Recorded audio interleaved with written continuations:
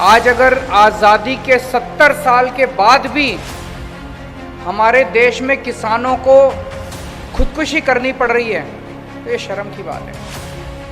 इन नेताओं को तकलीफ नहीं होती,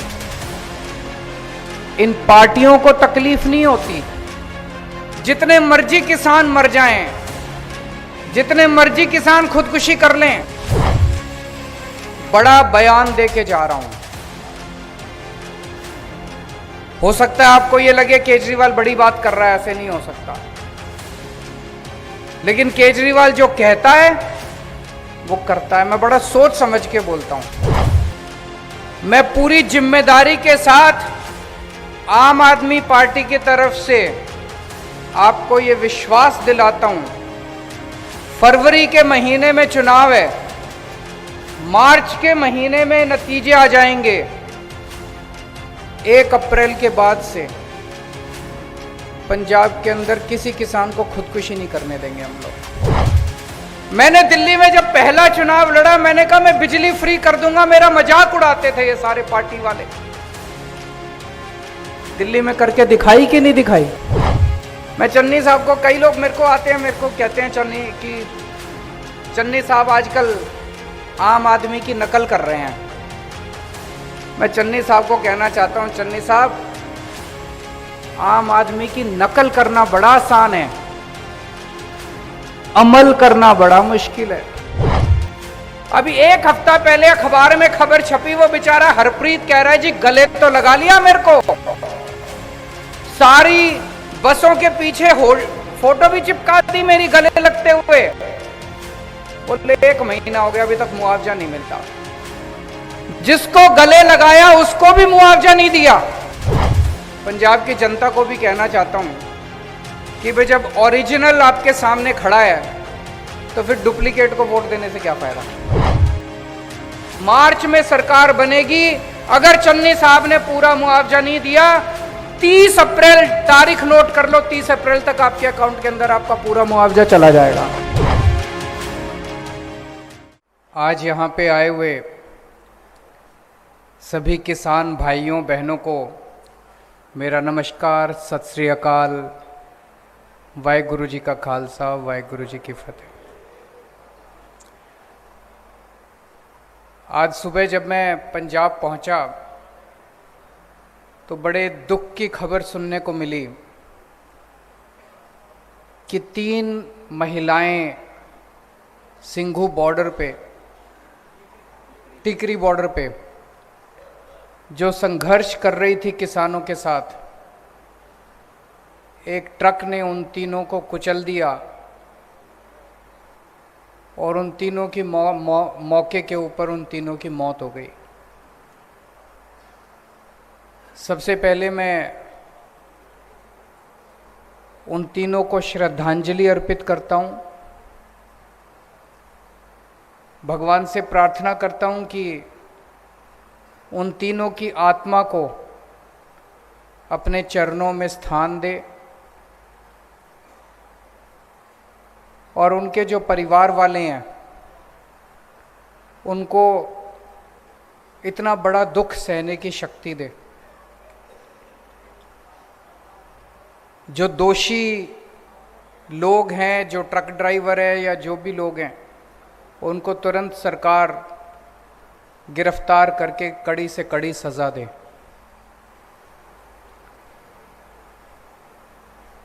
पूरे देश में कहीं से भी अगर खबर आती है कि किसान ने खुदकुशी कर ली तो बहुत तकलीफ होती है, सबको तकलीफ होती है। आम लोगों को तकलीफ होती है, जनता को तकलीफ होती है। कोई सुनता है, आप लोग भी जब सुनते हो, चाहे पंजाब हो, चाहे हरियाणा हो, चाहे महाराष्ट्र हो, चाहे मध्य प्रदेश हो, कहीं अगर कोई किसान, गरीब किसान आत्महत्या करता है तो बड़ी तकलीफ होती है। आज अगर आज़ादी के 70 साल के बाद भी हमारे देश में किसानों को खुदकुशी करनी पड़ रही है तो ये शर्म की बात है। लेकिन दुख की बात ज्यादा यह है कि तकलीफ मेरे को होती है, तकलीफ आपको होती है, इन नेताओं को तकलीफ नहीं होती। इन पार्टियों को तकलीफ नहीं होती। जितने मर्जी किसान मर जाएं, जितने मर्जी किसान खुदकुशी कर लें, 1 साल से मुझे लगता है दुनिया का सबसे बड़ा धरना चल रहा है अभी सिंघू बॉर्डर और टिकरी बॉर्डर के ऊपर। दुनिया के इतिहास का सबसे बड़ा धरना चल रहा है। 1 साल से 11 महीने से ऊपर हो गए, 11 महीने से ऊपर वहां पे बैठे हैं। 600 से ज्यादा किसान अपनी शहादत दे चुके हैं, लेकिन इन पार्टियों और इन नेताओं के इनको कोई फर्क नहीं पड़ता। आज इस मंच से मैं एक बड़ा बयान देके जा रहा हूं। हो सकता है आपको यह लगे केजरीवाल बड़ी बात कर रहा है, ऐसे नहीं हो सकता। लेकिन केजरीवाल जो कहता है वो करता है। मैं बड़ा सोच समझ के बोलता हूं।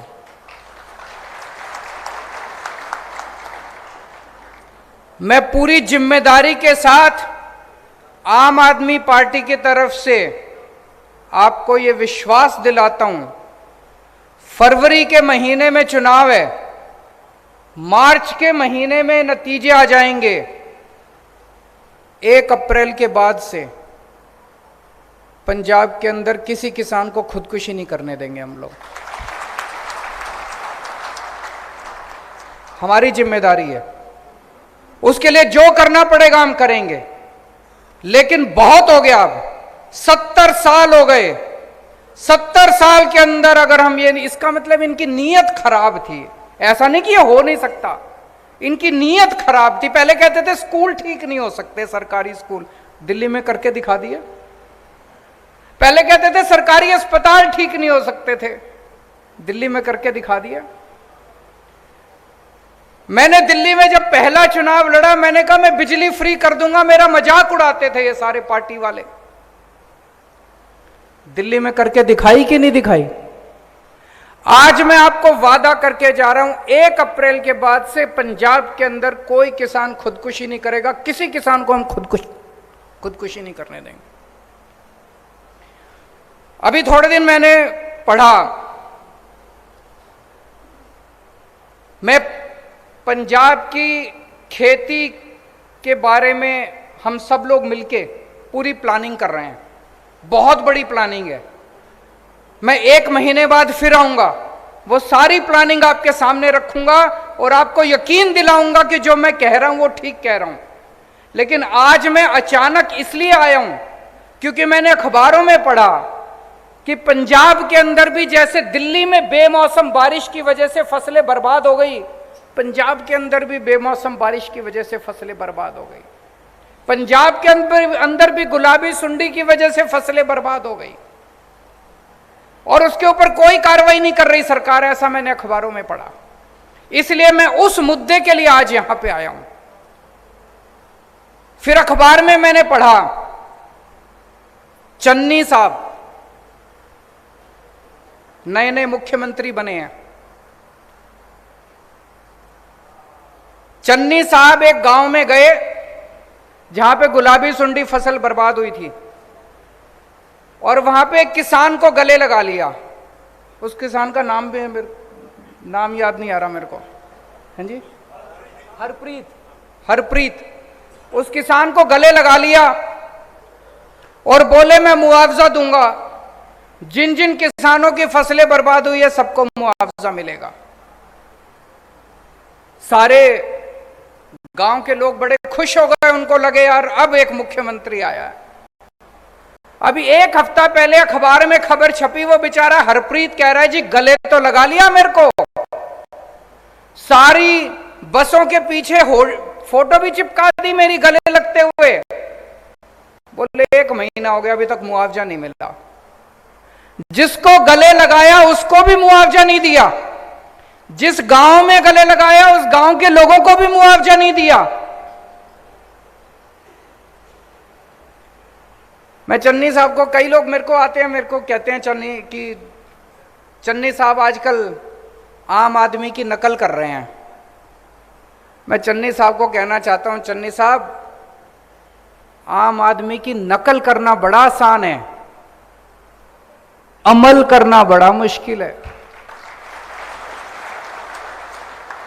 वादे करने बड़े आसान हैं, वादे निभाने बड़े मुश्किल हैं। हम आम आदमी पार्टी वाले जो वादे करते हैं वो वादे पूरे भी करते हैं। तो मैं चन्नी साहब से अपील, और फिर मैं पंजाब की जनता को भी कहना चाहता हूं कि भाई जब ओरिजिनल आपके सामने खड़ा है तो फिर डुप्लीकेट को वोट देने से क्या फायदा।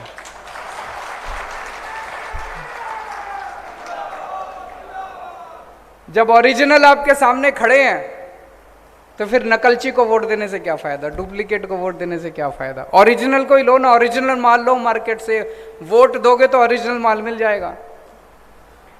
तो मैं आज चन्नी साहब से अपील करना चाहता हूं कि पहली बात,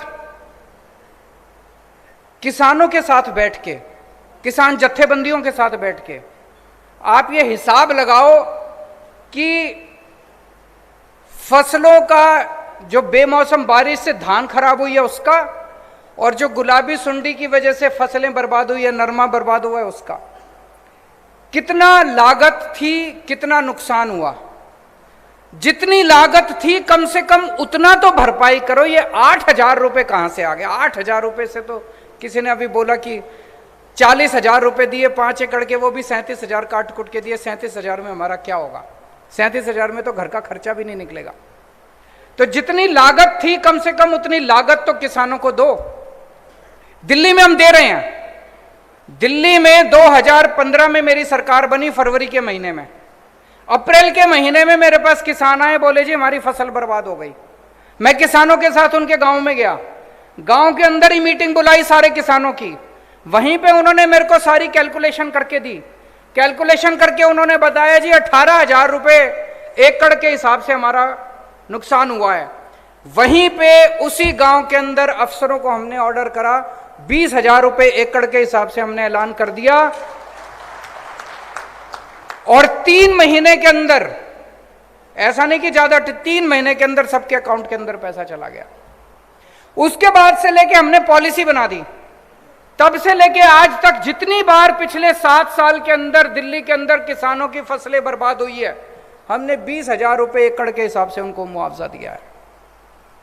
तो मैं चन्नी साहब से कहना चाहता हूं, अपील करना चाहता हूं कि आप भी जितना बर्बाद जो फसल की लागत है उस लागत को कम से कम आप इनको दो। और मैं पंजाब के किसानों को कहना चाहता हूं कि अगर चन्नी साहब आपको आपकी लागत नहीं देते, मेरी आपसे हाथ जोड़ के विनती है, खुदकुशी मत करो, खुदकुशी मत करो। बड़ी तकलीफ होती है, हमें भी तकलीफ होती है, हमें अपना बेटा मान लो, छोटा भाई मान लो अपना। खुदकुशी मत करो। मैं समझता हूं, मेरे को किसान बताते हैं अगर हम फसल ना लगाएं, बोले तब भी चल जाता है, लेकिन अगर पैसा खर्च करके, खाद खरीद के, बीज खरीद के अगर हम फसल लगाएं, पैसा उठा के फसल लगाएं और फसल बर्बाद हो जाए, बोला फिर तो हम कहीं के नहीं बचते, हमको पैसा वापस करना पड़ता है, पैसा वापस करने को होता नहीं है, तो हम कहीं के नहीं बचते, इसलिए आत्महत्या करने को मजबूर हो जाता है किसान। मैं आप सबसे अपील करना चाहता हूं, सारे पंजाब के किसानों से अपील करना चाहता हूं, आत्महत्या मत करना। मार्च में सरकार बनेगी, अगर चन्नी साहब ने पूरा मुआवजा नहीं दिया, 30 अप्रैल तारीख नोट कर लो, 30 अप्रैल तक आपके अकाउंट के अंदर आपका पूरा मुआवजा चला जाएगा।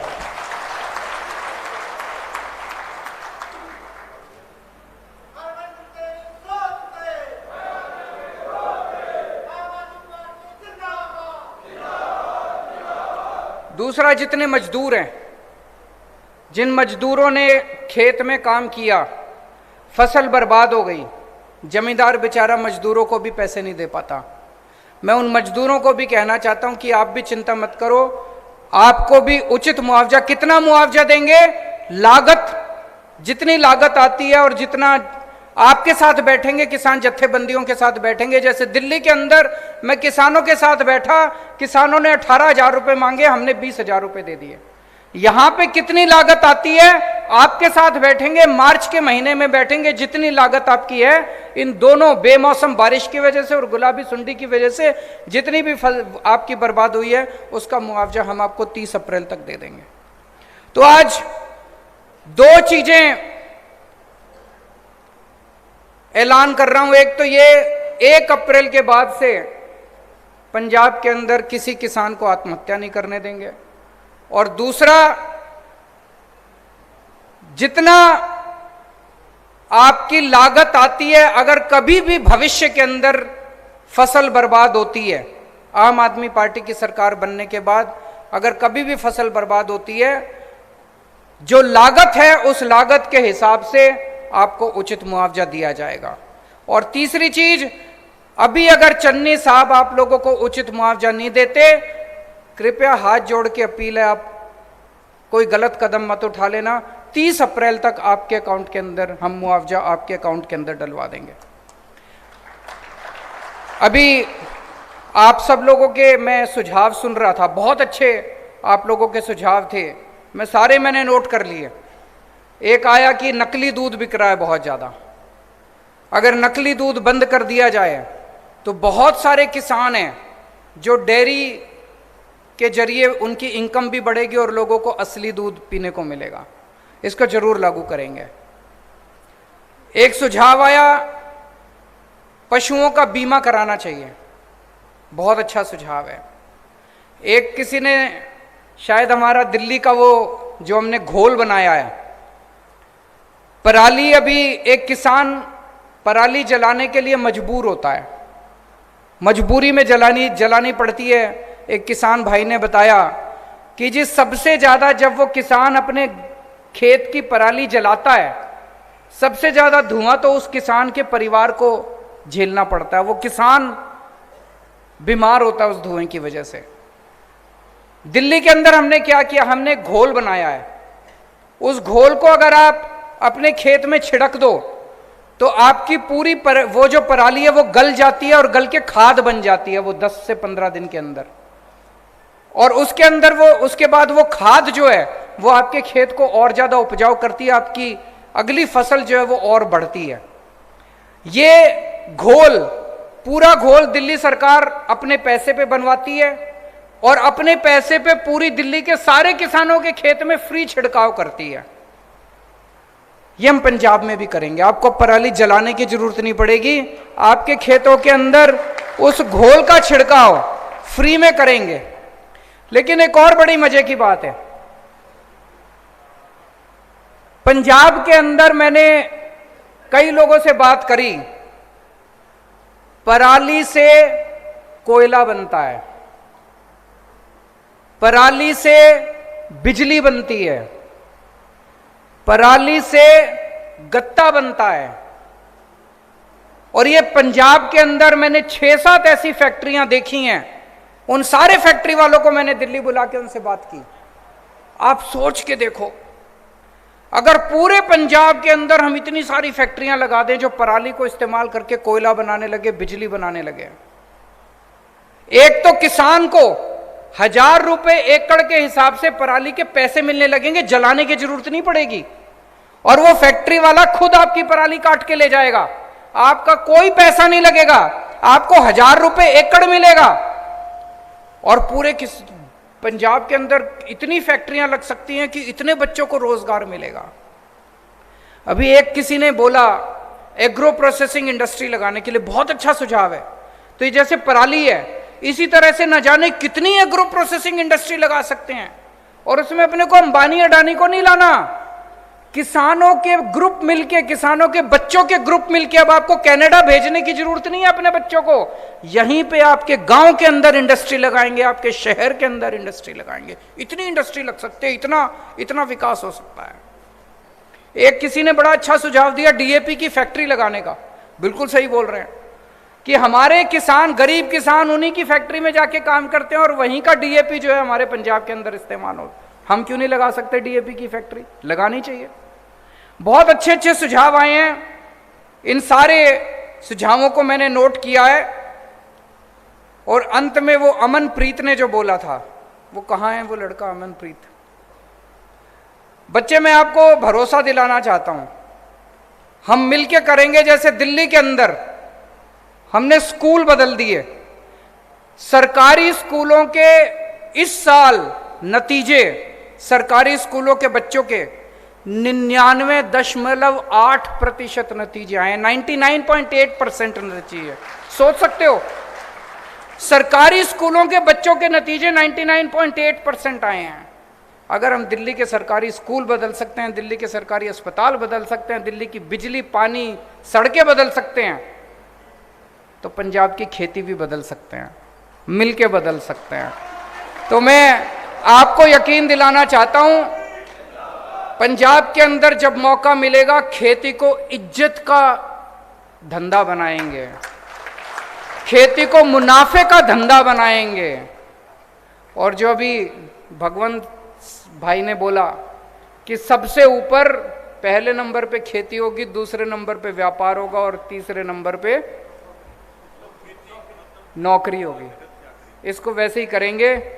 इसकी मैं पूरी, जैसे मैंने कहा, बहुत बड़ी प्लानिंग कर रहे हैं हम लोग।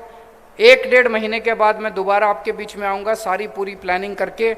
आज केवल इस चीज़ के लिए आया था क्योंकि दिल में बड़ी तकलीफ हो रही थी कि किसान आत्महत्या कर रहे हैं। आज आपको ये कहने के लिए आया था, आत्महत्या मत कीजिए, इंतज़ार कीजिए, 6 महीने के बाद आम आदमी पार्टी की सरकार आ रही है, मिलके पंजाब को बदलेंगे।